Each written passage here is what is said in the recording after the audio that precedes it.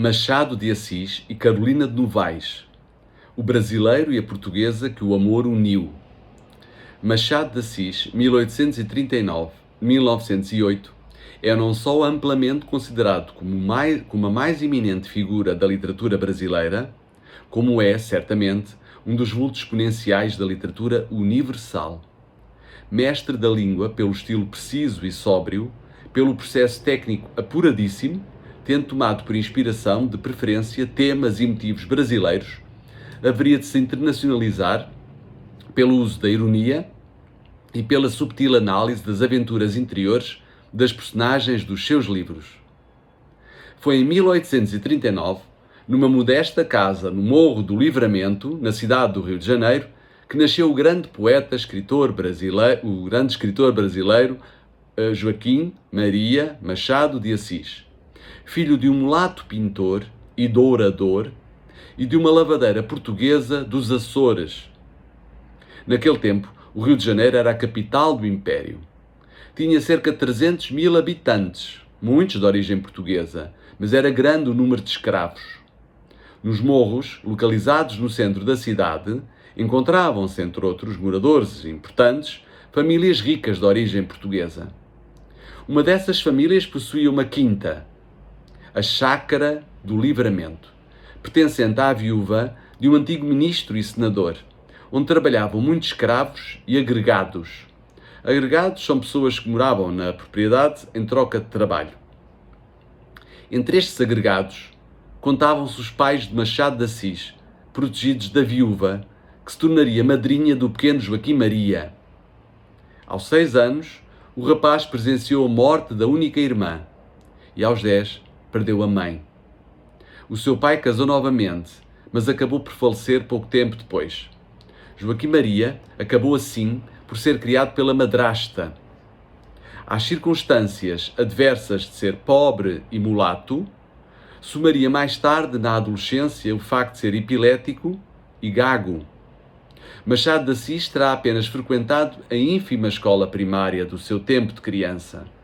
Tudo o resto foi aprendendo ao acaso das oportunidades, nos livros, nos teatros, no convívio com figuras ilustres da cultura, nas redações dos jornais e revistas, nas várias funções e empregos que foi desempenhando ao longo da vida. Trabalhou, ao que parece, como sacristão e depois caixeiro numa livraria. Posteriormente iniciou-se na arte tipográfica como compositor na imprensa nacional. Quer a livraria, quer a imprensa nacional, trouxeram-lhe a vantagem de despertar o gosto literário e permitir-lhe relacionar-se com os escritores do seu tempo. Datam de 1855 os seus primeiros poemas na Marmota Literária, jornal editado por Francisco de Paula Brito. A partir daí, encontram-se-lhe versos em vários jornais e revistas. Aos 21 anos de idade, Assis já era uma personalidade considerada entre as elites intelectuais da sua cidade, de tal forma que é convidado por Quintino Bocaiúva para trabalhar como repórter e jornalista no Diário do Rio de Janeiro. Em 1867, recebeu a primeira distinção ao ser agraciado com o grau de Cavaleiro da Ordem das Rosas, pela princesa Isabel, regente do Império. A partir de 1873, ingressou no Ministério da Agricultura, onde nos anos seguintes foi sendo sucessivamente promovido. Machado de Assis começou por publicar algumas peças de teatro dentro do género da comédia satírica, onde, embora já se notassem algumas qualidades na composição, ainda revelava uma escrita de iniciante. Seria em 1864, com o livro de poesia Crisálidas, que verdadeiramente iniciaria a sua vida literária.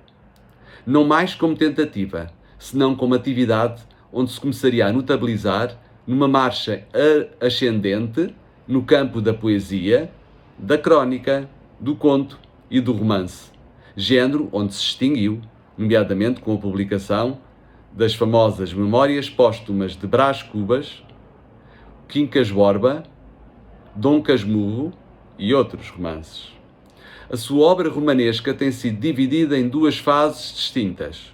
Uma, ligada à escola romântica ou aos convencionalismos da época, ainda pouco expressiva, e outra, realista, que corresponde a um período de grande maturidade da sua escrita, mais moderna e arrojada, e à qual pertencem as suas principais obras. Na sua fase realista, Assis editou livros cuja característica principal era justamente a dimensão psicológica das suas personagens.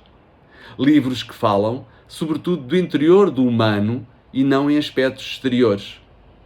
Neste caso, podemos considerar que Assis foi mais um escritor de almas que propriamente um escritor de ambientes. Em 1868, Machado de Assis conheceu Carolina de Novaes, 1835-1904, por intermédio do irmão desta, o poeta português Faustino Xavier de Novaes, seu amigo de há alguns anos. Carolina viera de Portugal, da cidade do Porto, e fora viver com o irmão que residia no Rio de Janeiro, por este se encontrar gravemente doente. Machado e Carolina casaram no ano seguinte e viveram uma união feliz, sem descendência, durante 35 anos. Carolina compreendeu e amou-o, protegeu e amparou-o, deu-lhe a atmosfera de paz e ternura de que o escritor necessitava para construir a sua obra. Tão grande é a influência exercida por ela no seu destino, que há quem suponha ter atuado Carolina no aprimoramento da sua escrita. Quando a mulher morreu, em 1904, a desorientação do escritor pareceu irreparável. Faleceria 4 anos depois, no Rio de Janeiro, com pouco mais de 69 anos. Os restos mortais de Machado de Assis e de Carolina encontram-se no cemitério de São João Batista, no mausoleu da Academia Brasileira de Letras, da qual foi fundador e presidente. Passo a ler um poema de Machado de Assis dedicado à mulher Carolina, pouco depois desta ter falecido. Carolina, querida ao pé do leito derradeiro, em que descansas dessa longa vida, aqui venho e virei, pobre querida, trazer-te o coração do companheiro. Pulsa-lhe aquele afeto verdadeiro, que a despeito de toda a humana lida, fez a nossa existência apetecida e num recanto pôs o mundo inteiro.